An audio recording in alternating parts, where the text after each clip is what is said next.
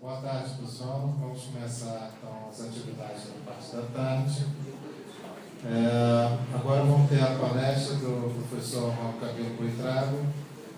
O Juan é desenho industrial, de graduação, mestre em sociologia e atualmente está realizando uma tese de doutorado aqui na FAUSP com o tema da história da LAD, Associação Latino-Americana de Design Industrial. Então, portanto, é uma tese com um viés histórico do campo profissional latino-americano.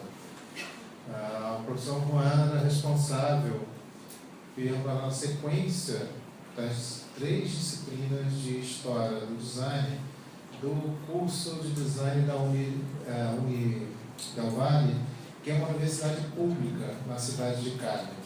Então, ele vai trazer essa experiência externa ao Brasil, que vai servir de contraponto ao cenário paulista. Vamos ter também intervalos de tarde, também narrativas de outros estados, então acho que vai dar para fazer um panorama comparativo interessante. Então, passa a prova aqui ao Juan.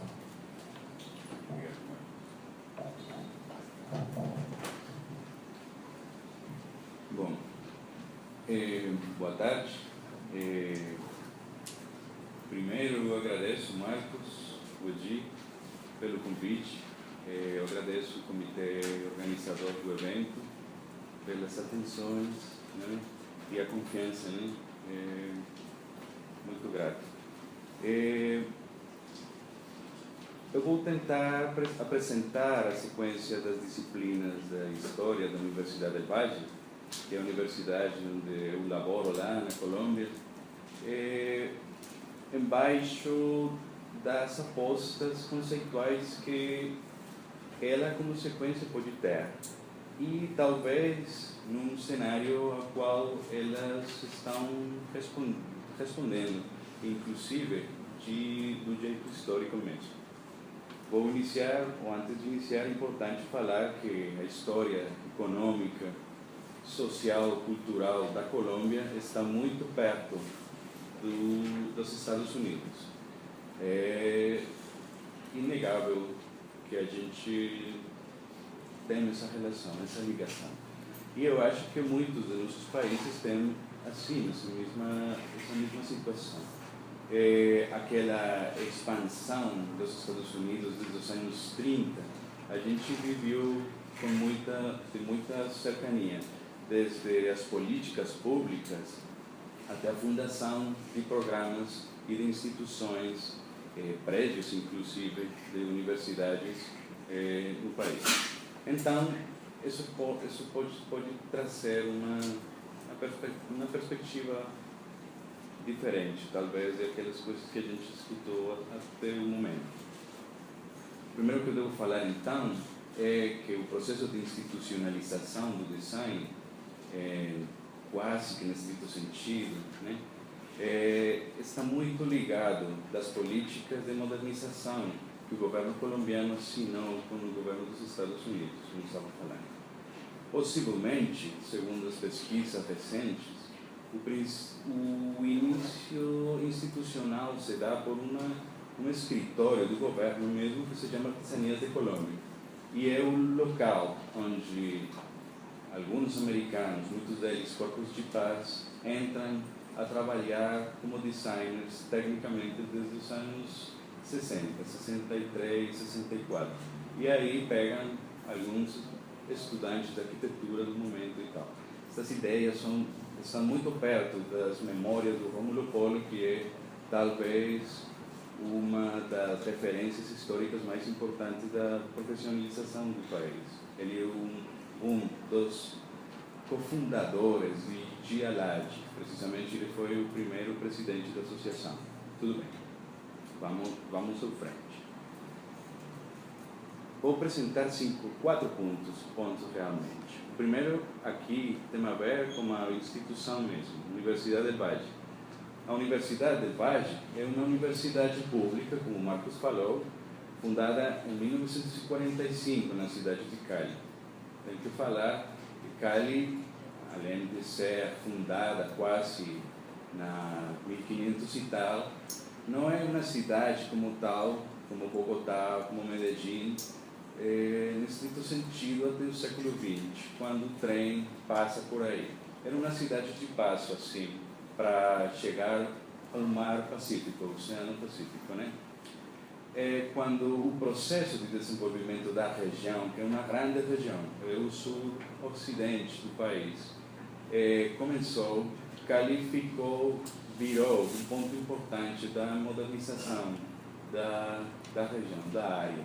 E a fundação de uma universidade era apenas esperado, né, dos processos das fundações institucionais. Então, foi fundada para formar profissionais que apoiassem, né, processos técnicos, principalmente agropecuários, semeadura de cana, açúcar, café, naquela região que é a região do Valle del Cauca. E foi fundada num modelo misturado, né? Modelo aquele napoleônico, de heteronomia, e americano, de apoio técnico a esses processos. Heteronomia napoleônica embasada nas histórias mesmas da Universidade Colombiana do século XX, como a fundação da Universidade Nacional, que talvez seja a universidade mais importante do país. E que está muito ligada no pensamento liberal das elites burguesas, não é? Por isso é uma redundância, mas das elites colombianas depois da independência, né? E americano, naquela ideia da abrangência populacional, não é? Para gerar o desenvolvimento e a modernização social no estrito sentido. Econômica para alguns, né? Desde os anos 30, basicamente, como aquele que é conhecido na história da Colômbia como a República Liberal, que são 16 anos de liberais que estão no governo, tornando-se paulatinamente. Aí, o governo experimentou a modernização institucional, educativa, etc. Aquela fundação da Universidade del Valle estava ao serviço da elite, como estava a Universidade Nacional desde que foi fundada no século XIX. E estava muito ligada às apostas e aos interesses que a elite tinha, né? Desde as ideias de intervenção social, muito promovidas por USA, aquela ligação com os Estados Unidos, que sempre vão estar presentes na história institucional da Colômbia, né? Bom, nesta época, claro, por exemplo, por exemplo, projeto de saúde pública nos anos 60, né? Aí a Univalle teve muito trabalho, muito desenvolvimento, e talvez a Faculdade de Saúde seja a faculdade mais importante, historicamente, da universidade. Por essa ideia, né? Até a estimulação da inovação e registro de patentes, né? Que é visível hoje nos detalhes de projetos para desenvolvimento tecnológico. As duas coisas, pelo menos, estão muito amarradas, muito ligadas. Agora, a Universidade del Valle pode, para alguns, estar implementando modelos que não necessariamente compreendem desde sua própria fundação, como aqueles que estou mencionando aqui em cima. Muitos deles promovidos, insisto, pelas relações que o país tinha com os Estados Unidos, principalmente, né? Tem muitos mais, principalmente dos Estados Unidos.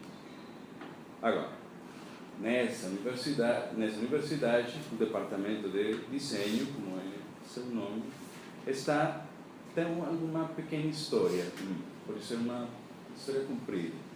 Quando eu escuto, por exemplo, a palestra dos professores da FAO, eu encontro umas relações muito interessantes com alguns processos na Colômbia. Por exemplo, a Faculdade de Arquitetura da Universidade Nacional fundou, no ano 62 e 63, cursos, sequências de design industrial e alguns de comunicação visual inseridos na faculdade, que depois, 12 anos depois, em 78 mais ou menos, vão a ser independizados, vamos falar assim, em programas autônomos, né? Design industrial e design gráfico um pouco antes disso. Mas é muito interessante, é aquela ideia de uma reforma da Faculdade de Arquitetura nos anos 60, que estão tentando virar daquele exercício neoclássico um pouco da reprodução de modelos da arquitetura neoclássica para a arquitetura moderna, e aproveitaram isso para inserir aí conteúdos técnicos de construção, design industrial e comunicação visual. Isso também aconteceu na Universidade Nacional, não estou falando que na Colômbia, é na Universidade Nacional em Bogotá, especificamente. Na Universidade del Valle, em Cali, passou mais ou menos assim, mais ou menos. No interior daquela época, Faculdade de Arquitetura, nos anos 60, o Antônio Bulisati, um imigrante italiano, começou a pensar nessas ideias. Nos anos 80, aquelas ideias foram pegadas pelo arquiteto Hugo Garcia, que teve formação pós-gradual na Escócia e nos Estados Unidos. Na Escócia, entre 78 e 80, nos Estados Unidos, entre 86 e 89.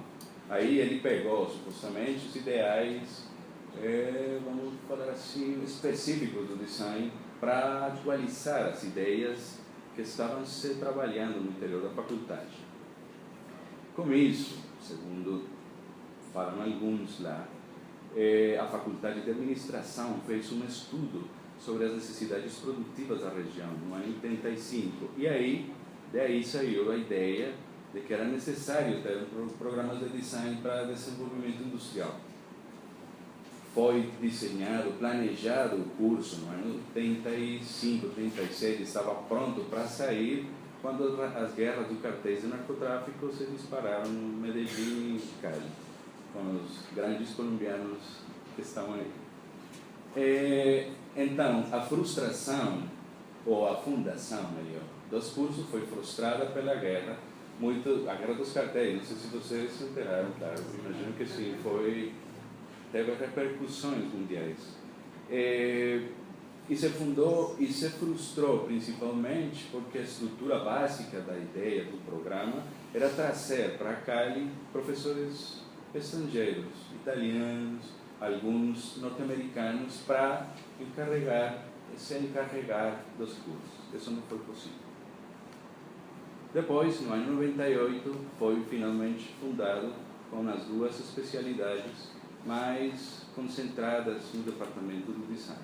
Os ciclos fundados foram dois: o básico, primeiro e quarto semestre, profissionalizante, quinto a décimo. As áreas: história e teoria, projetos, expressão científico-tecnológica. Então, essa é mais ou menos a instituição, este é mais ou menos o departamento. Nesse cenário, foi desenhada uma sequência de 3 assinaturas de História e Teoria, que estão alinhadas com os 3 primeiros semestres dos cursos. Devo falar que aquele ciclo básico, todos estão aí, designers gráficos e industriais, de quinto hacia o frente, eles se dividem, né? Então, primeiro, segundo e terceiro, né, é uma unidade. Habilidades para desenvolver na sequência, segundo os planos originais e as expectativas do Ministério, porque a gente trabalha em função daquelas coisas que a gente pode fazer, segundo as resoluções do governo. Para a gente, habilidades que se devem desenvolver pelos estudantes na sequência: as habilidades de leitura crítica, analítica, de escrita, de argumentação e pensamento crítico. Para a gente isso é fundamental, são os fundamentos da sequência.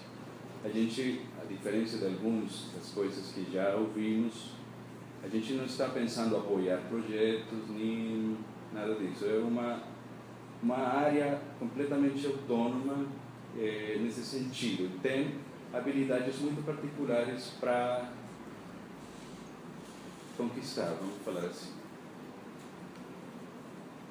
O que pretende a sequência geral? Compreender as condições sociais, né, que podem explicar a existência do design como profissão liberal. É basicamente o que pretende a sequência completa. Como é feito isso? Como foi feito por mim? Eu devo dizer, eu reemplacei fala assim, ao professor Garcia, que ele foi aposentado. Ele foi aposentado, ele é fundador do programa, ele aposentou há 10 anos, eu entrei para reemplaçar ele. Então eu peguei coisas que ele já tinha e eu agreguei algumas coisas com as quais eu sentia maior tranquilidade. Então, História e Teoria 1, primeiro semestre do curso. Há um princípio fundamental que a gente já escutou aqui em algumas das preocupações que vocês falaram, e é o princípio da realidade, que a gente tem que nivelar os estudantes. Como vocês falam aqui, na Colômbia a gente acha que tem ainda mais problemas com isso, porque as políticas educativas na Colômbia são terríveis. Então, o nível na formação de história é formalmente nulo. Ele foi eliminado, ele foi cancelado das competências e das formações dos estudantes no colégio há uns 10 anos atrás. É incrível, mas é assim. Talvez para que mais um Pablo Escobar exista, não sei. É um princípio da realidade, a gente tem que nivelar, fazer nivelação. E nesse princípio da realidade, a gente tenta fazer trabalho para que os estudantes compreendam as generalidades, né, das etapas principais de origem do pensamento ocidental, olhando hacia a modernidade, para entender algumas das ideias mais gerais. E tenta usar a relação do homem com a imagem como uma excusa metodológica, didática, para percorrer esse caminho, né? Então, o enfoque e conteúdo é prestado da história da arte, na História 1.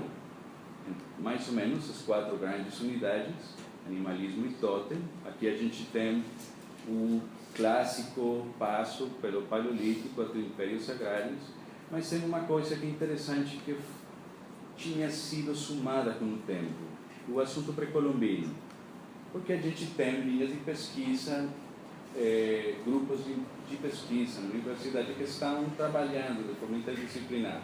A gente tem um dos maiores acervos arqueológicos do país, no museu da universidade, e tem uma linha de estudos morfológicos pré-colombinos. Tem estudos aí sentido técnico da criação de certos artefatos, como ocarinas, não sei se vocês... ocarinas, né? Trompetes e coisas dessas que a gente já estudou. Aquelas coisas estão inserindo-se gradualmente na assinatura nesta parte da disciplina. O antropocentrismo, o sincretismo e o renascer. Então, a gente faz um percorrido muito rápido, né, das cavernas até o século XIX, praticamente, né, a toda, né, rapidamente, muito rápido. Como avaliamos? Avaliamos fichas de leitura, né, embasadas nos 3 textos que estão aqui: a História da Arte, do Gombrich, El Arte y el Hombre, René Cuvier, e a História da Tecnologia, Os estudantes estão obrigados a fazer fichas de leitura destes textos que estão inseridos em certa parte do programa. E 2 exames odiosos, não sei se vocês têm essa palavra aí, que eles não gostam nada, mas, bom, a gente tem que fazer, né? Aí a gente passa História 2, segundo semestre do curso, tentando compreender, de novo, na generalidade, as etapas principais para a profissionalização do design e suas relações com a modernidade. Aqui já não estamos inseridos no debate aquele da imagem e homem, sino no olhar das relações possíveis entre uma profissão liberal, que é o design, segundo as nossas apostas, e as mudanças do século XX. Nessa problematização, a gente acha que consegue estudar assuntos. E uma coisa importantíssima, né, com a qual a gente pretende fugir daquela história embasada nas genialidades em abstrato, né? Essa ideia de compreender as relações entre estrutura e genialidade. Na sociologia da genialidade, se pudesse ser falado assim. Eu gosto muito desta cita do Marx, famosíssima, desculpem por trazê-la em espanhol, mas é uma cita que eu acho tem um sentido sociológico incrível para compreender as apostas desta disciplina historiadores. É a sociologia da genialidade, como a gente tinha falado, né? É compreender que essa genialidade tem cenário, tem relações, como fala o Wright Mills aqui. O enfoque da disciplina é o enfoque da biografia social do Wright Mills, basicamente, sociólogo norte-americano que falava nos anos 50 que aquelas coisas que a gente faz tem implicações na estrutura, mas que a estrutura social também permite fazer coisas na realidade das pessoas. É uma coisa assim. Nesse enfoque, a gente tem conteúdo emprestado da história da arte e conteúdo das reflexões históricas do design já nesta matéria, nesta disciplina. 3 unidades, fundamentos do projeto moderno, com um recorte aí. A gente estuda um pouco as relações realismo, impressionismo e arts and craft, art nouveau, né? Assim como estou tentando falar. A unidade 2, com aquela premissa famosa, em assuntos de linguagem muito amarrado dos conteúdos da história da arte e em assuntos da profissionalização a partir das reflexões que já tem o design. Na linguagem, manifestações expressionistas na arte moderna, manifestações racionalistas da arte moderna. É um pouco assim. E na profissionalização, problemas dos inícios da profissionalização do design na Europa, basicamente a partir dos postulados da Bergman como associação, não é? E do design nos Estados Unidos, basicamente a partir da fundação e os debates que suscita a criação do IPSID e Icograda, mais ou menos, né? Como associações mundiais muito americanas, se pudesse falar assim. Então, daí a gente vai de uma parte da disciplina, na linguagem, a herança impressionista, não é? O expressionismo abstrato e tal, a herança racionalista e tal, e os problemas da profissionalização que tem a ver com a ideia que dá baixo as regras, né? Como é falado pelo Poinot. Então, este aqui é mais ou menos o panorama de historiadores, não é? Muito embasado, como vocês podem olhar, na ideia da profissionalização. Aqui eles têm mais eu odeio. É isso, por mim e pela assinatura, porque eles têm que fazer ficha desses textos acá. Claro, eu acho que eles têm. É assim, eu estou tentando fazer um estudo de sociologia, vamos falar assim, da biografia social. Eles têm que conhecer o enfoque. O enfoque é do Mills, eles têm que passar por aí. Eu acho que esse texto é incrível para descrever os últimos 50 anos do século XIX, né? E compreender como ele entra na modernidade. O Volksbaum, Pevsner, o Tomás Maldonado, que é o basamento aquele da divisão dos Estados Unidos e Europa, provém deste texto, como vocês sabem, aquela ideia do cultural, aquela ideia do empresarial, industrial, que é proposto por ele aí. E alguns colombianos, como Rafael Gutiérrez, que têm uma ideia muito interessante de uma leitura crítica do modernismo. E esse texto que eu acho que vocês todos conhecem bem.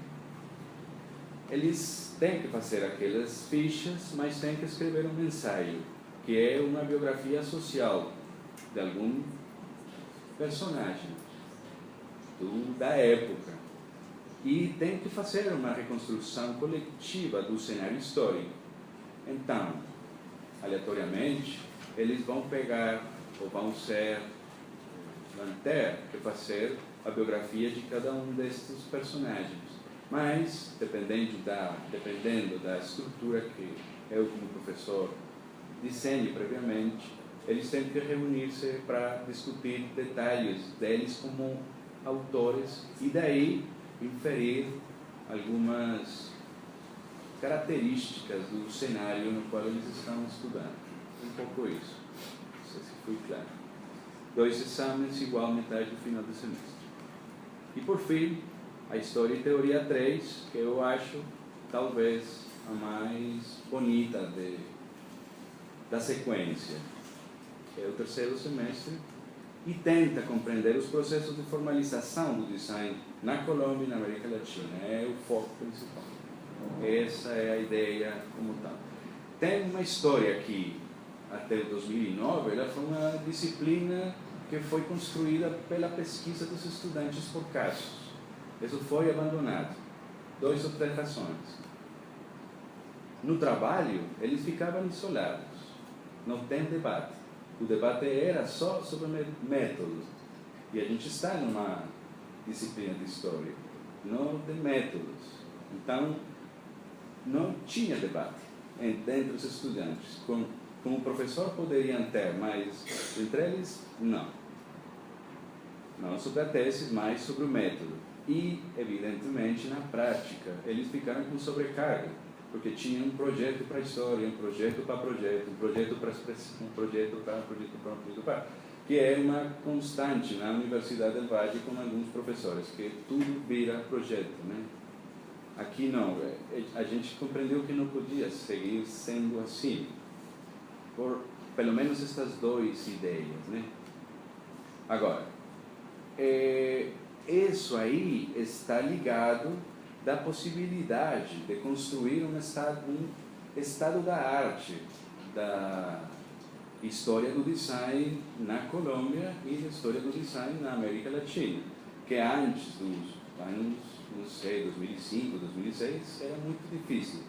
De aí para cá, é um pouco mais fácil. Então, a partir do enfoque da sociologia das profissões, porque esse é o enfoque, e o conteúdo, o estado da arte, daquela profissionalização na região, a disciplina está estruturada em 4 partes. A primeira, profissões liberais, universidades e desenvolvimento social, que tem a ver muito com a história de nossos países, aqueles projetos de modernização e tal. Aqui a gente estuda alguns conceitos da sociologia das profissões, como estes 3 aqui. A ideia da jurisdição, exclusividade e vocação, que também são trabalhados pelo Bourdieu, mas com nomes diferentes. Isso está muito ligado da sociologia americana das profissões. E aspectos econômicos históricos da América Latina, entre o 30 até o 82, que foi a crise famosa da dívida externa, né?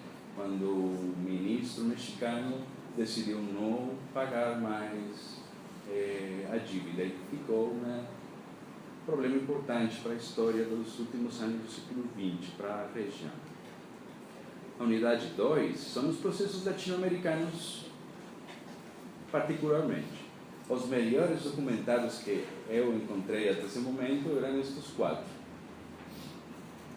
Para o Brasil, a gente estuda o texto da ETEL, aquele que está publicado no texto do Boncipe, que é importante como coletânea para estudar, né?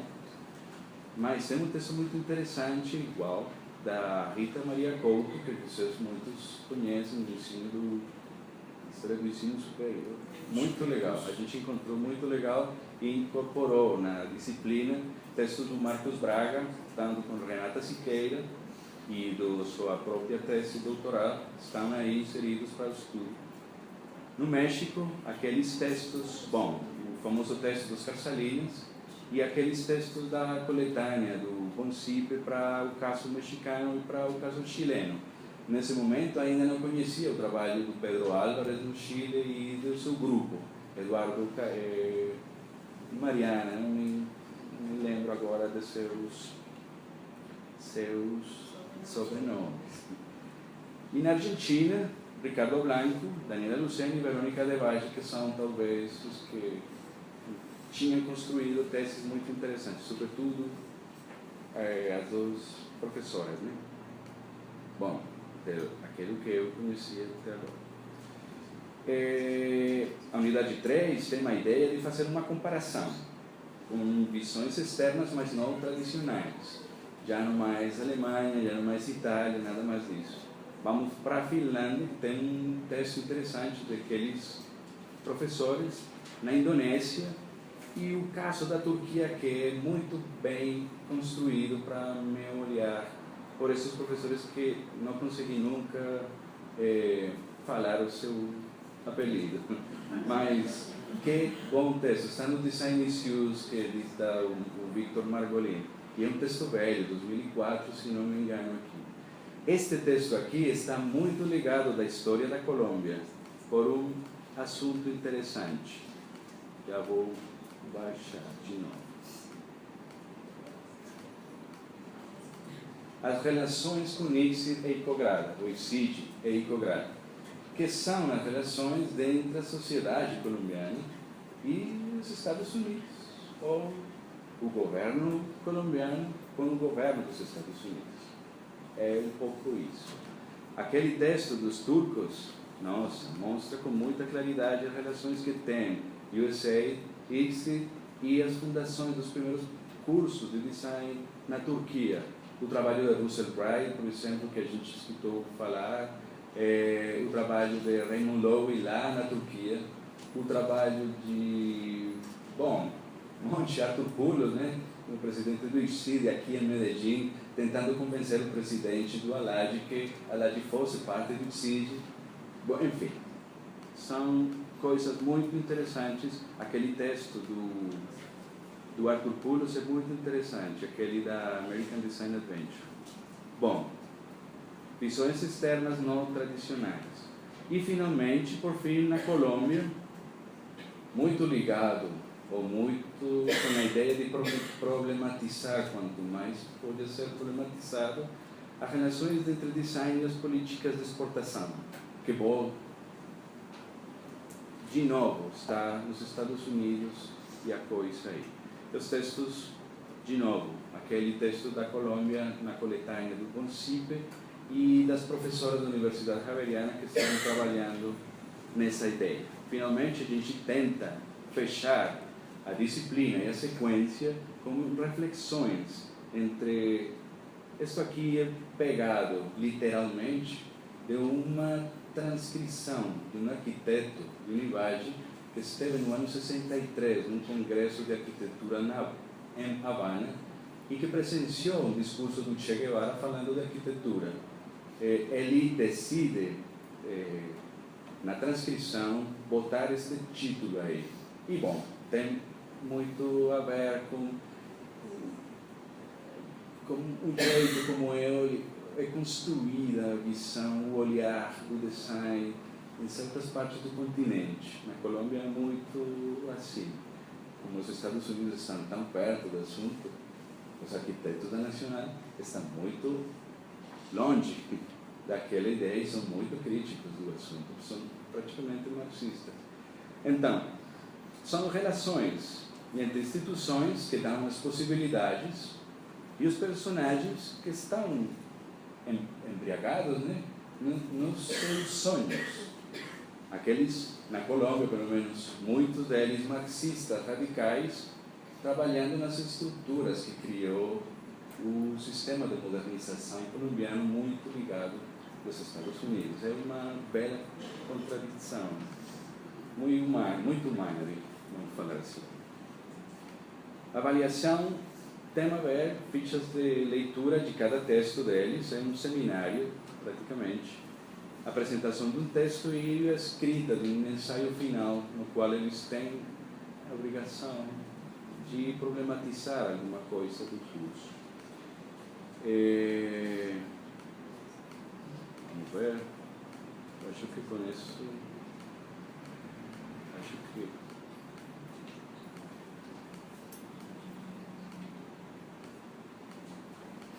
Desculpa aí.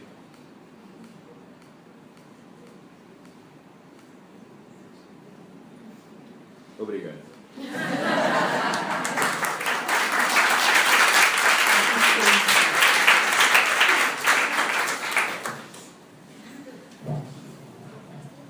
Bueno, temos algum tempo para perguntas, então abre para a plateia. Se alguém quiser expor uma questão para o Juan.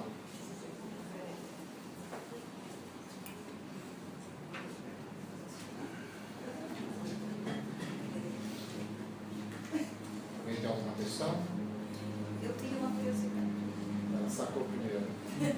João, espera um pouquinho. Vai, André. Rapidinho, João. Quantos alunos você tem? Por disciplina, É. 70 mais ou menos, 60, 70 por semestre, né? Por disciplina. João. Juan, Sim. me pareceu, você usou muito, recorreu muito à imagem do design como uma profissão liberal. Né? E na história, se não me engano, algumas definições prévias ali, você estabelece alguns princípios que me parecem ser muito importantes na chamada educação liberal, na liberal arts education, né? Uma coisa muito fundamental no ensino americano. E para nós, brasileiros, não vingou, né? Os defensores de uma educação liberal, entre nós, foram todos, de certo modo, derrotados na sua tentativa de implantar uma educação que privilegiasse esses aspectos, né? Leitura crítica, escrita, argumentação e pensamento crítico. Né? Quer dizer, me parece que nós brasileiros, pelo menos eu tenho percebido muito isso, nos defrontamos constantemente com a falta de lógica, a falta de encadeamento racional do raciocínio, né? Por parte dos nossos estudantes e muitas vezes por parte dos nossos profissionais, né? Conduzindo a situação que se encontra o país em relação à ideia de projeto. Né? Nesse sentido, me pareceu extremamente interessante o modo como você tem essa estrutura.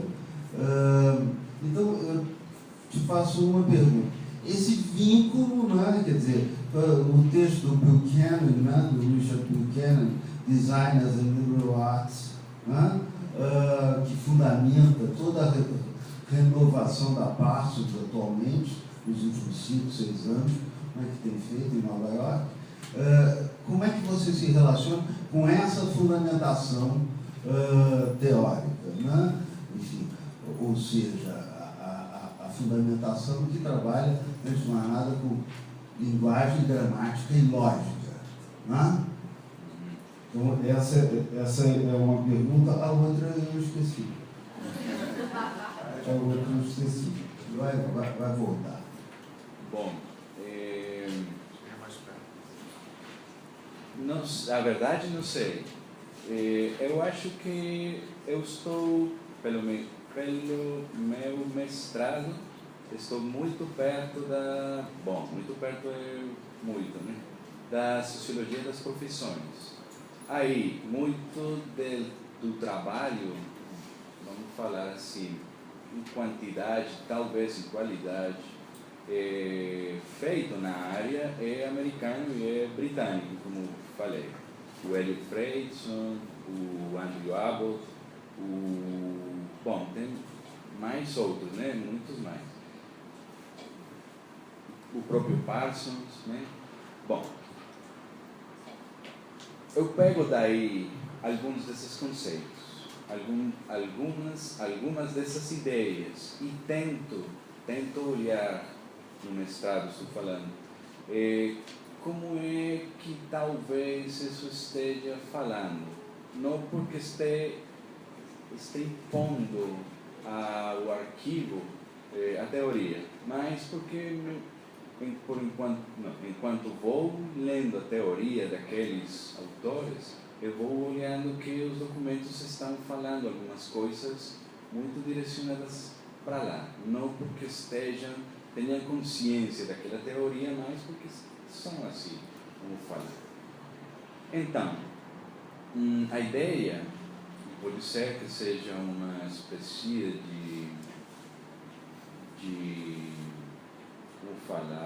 de erro conceitual da minha parte. A ideia de profissão liberal está muito marcada no discurso dos fundadores do design na Colômbia. Então, eles falavam daquelas ideias muito parecidas, aquelas que estão sendo propostas desde a modernidade em tantos autores, né? A população tem necessidades, o Estado tem que construir as possibilidades para que aquelas necessidades possam ser resolvidas, as instituições devem estar apontando para lá, enfim. E nessa lógica, a ideia de universidade técnica, né, muito ligada do apoio dos processos econômicos, sociais, está muito ligada do discurso dos arquitetos modernos colombianos, dos anos dos 50 até os 70, né? Mais ou menos. Então, o argumento para a justificativa, né, da criação do design industrial, pelo menos, na Colômbia, a partir dos arquitetos, está muito ligada da ideia de que a arquitetura tem a obrigação de fazer habitações para resolver problemas habitacionais. E aí, ao ver que isso não está tão na realidade, se inventa mais uma coisa. Estou um pouco enrolado aqui, penso no espanhol, então a tradução aqui é um pouco difícil, né? Mas é um pouco a ideia, né? Mais ou menos. Não estou tentando falar que não trago da teoria os conceitos para impor ao arquivo. Mas quando a gente está construindo o olhar, a gente encontra que boa parte daquelas coisas estão sendo aí colocadas, né, no debate, na justificativa dos fundadores, pelo menos da Colômbia. Obrigado. Eu me lembrei, eu queria só fazer um comentário, porque eu acho que eu fico pensando sempre que a gente deveria começar a trabalhar mais por conceitos e menos por fatos. Os fatos sendo os sustentadores de conceitos, né? Mas enunciar mesmo uma história dos conceitos em design. E, de certo modo, é isso que você está propondo aí, né? Um pouco. Eu acho, pela minha formação de sociólogo, eu acho que é um diálogo entre as duas coisas. Aquela coisa que eu acho que o Mills foi o que melhor explicou nos 50. Uma coisa assim como que os fatos estão falando, mas falam porque a teoria está aí. Falam sozinhos, né? Não é um empirismo abstrato, como ele falava, nem é uma grande teoria, como ele também criticava, né? Tem alguém mais para perguntar, por favor? Alguma outra questão? Eu gostaria de ver o mapa mental, mas que ele desse Vinícius João, eu gostaria de ver a estrutura que ele organizou, que eu achei muito curioso. Isso aqui é o menor. Esquema. Ah, não. Pode ser assim.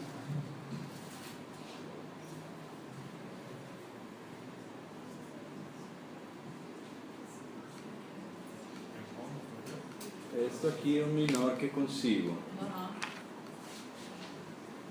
É um pouco aqui a descrição da universidade. O departamento, né? E aqui a descrição da sequência. Então, as habilidades e os assuntos.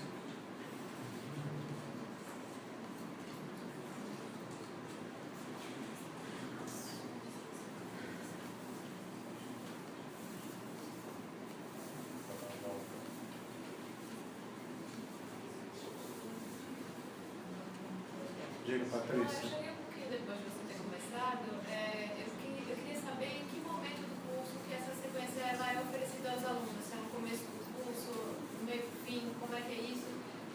também queria que você comentasse um pouco o que você percebe deles em relação a essa proposta.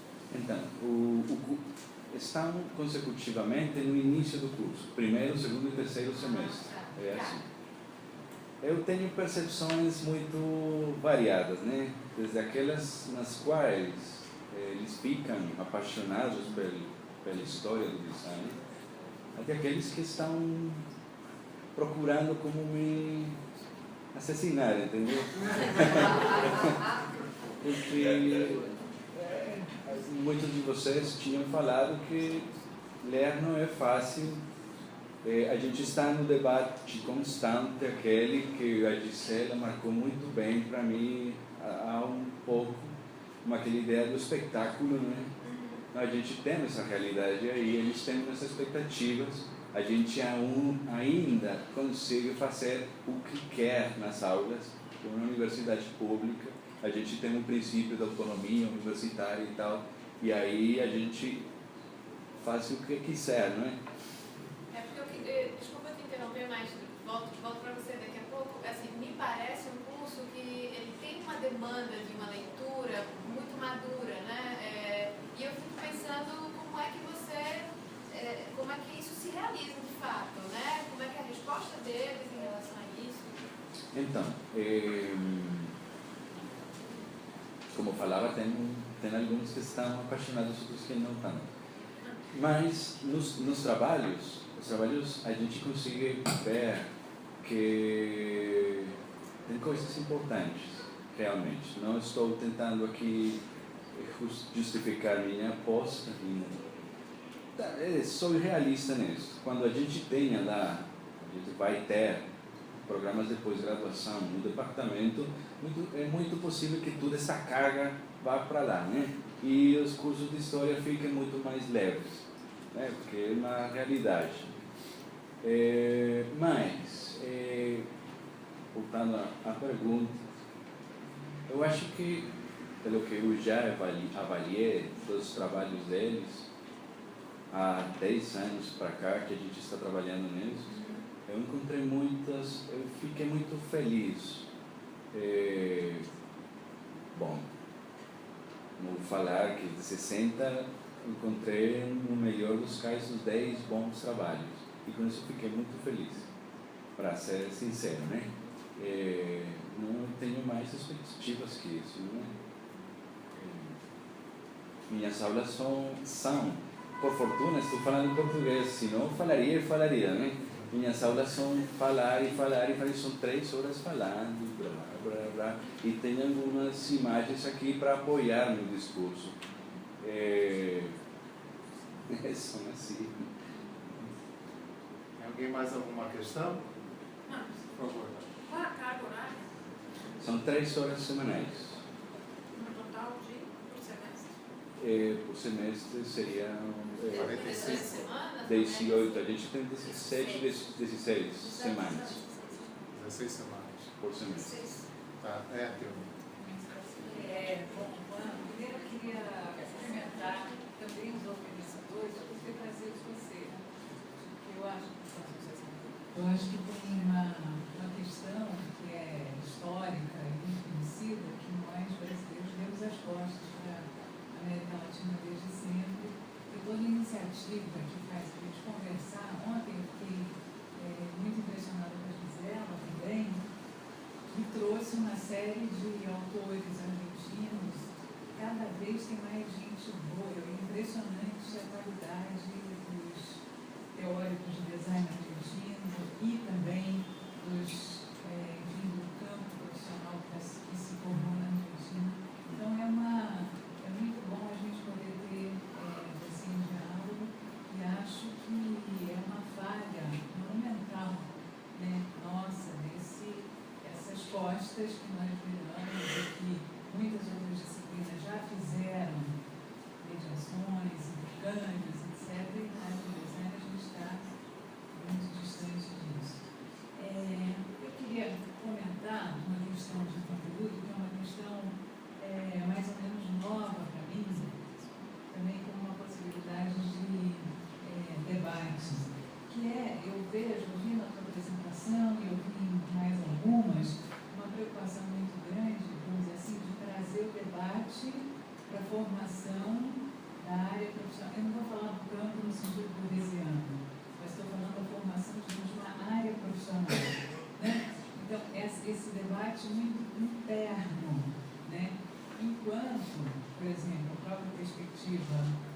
Silvia Fernandes do Bonsi, né? Não vamos esquecer a mulher, também coordenadora do dia. Claro, sim. Claro que sim. Que existe aí uma preocupação deles, não em fazer uma história do ponto de vista interno, né? E sim do ponto de vista de entender o design como ferramenta, seja de desenvolvimento tecnológico, de autonomia de cada país tratado naquele nível. E eu queria um pouco te ouvir como sociólogo mesmo, o que dá esse debate tão, embora ele seja importante, por que trazer esse debate tão para dentro de nós outros? Não entendi bem. Qual é o debate deles? O debate, na tua sequência, se não me engano, na terceira parte, na terceira sequência, né, disciplinar, você dá muita importância para a formação da área profissional. É isso? Então é isso que eu queria ouvir. Por que esse olhar voltado para nós mesmos? Bom, Né? acho que é isso.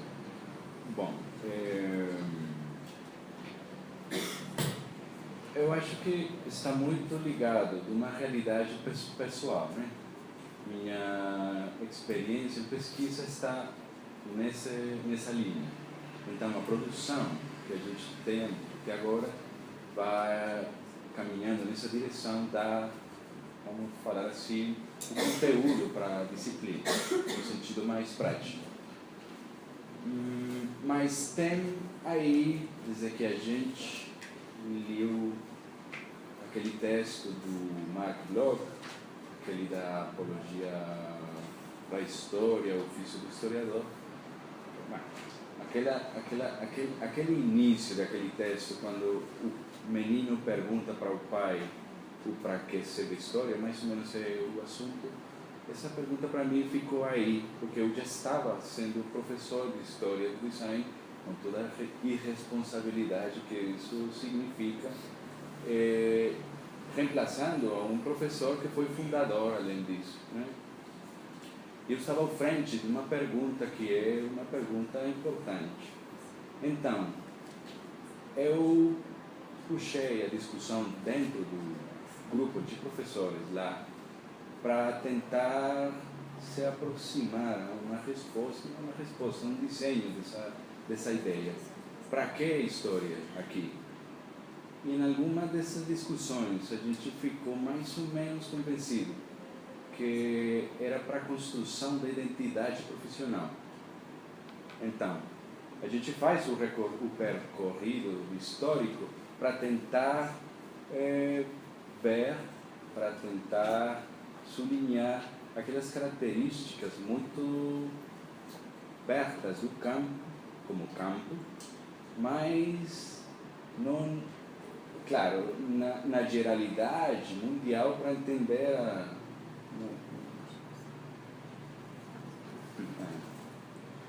desagregação, pode ser?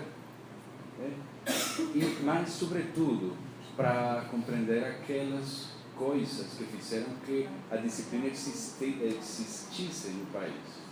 Não sei se estou respondendo a pergunta. Eu não sei se eu posso falar que... Não, talvez não. Não posso generalizar assim.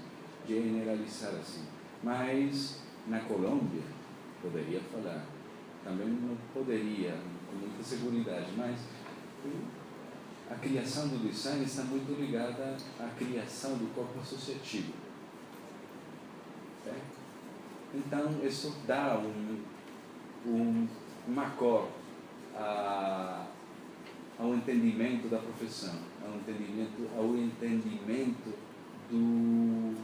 do ofício, ao entendimento do papel social que tem a disciplina no mercado, no consumo, no qualquer que seja a perspectiva. Talvez seja isso. Ainda não sei. Gente, alguma última pergunta? Já estamos quase na hora da sessão, vamos ter outras oportunidades de debate. Eu agradeço aqui a presença do professor Juan.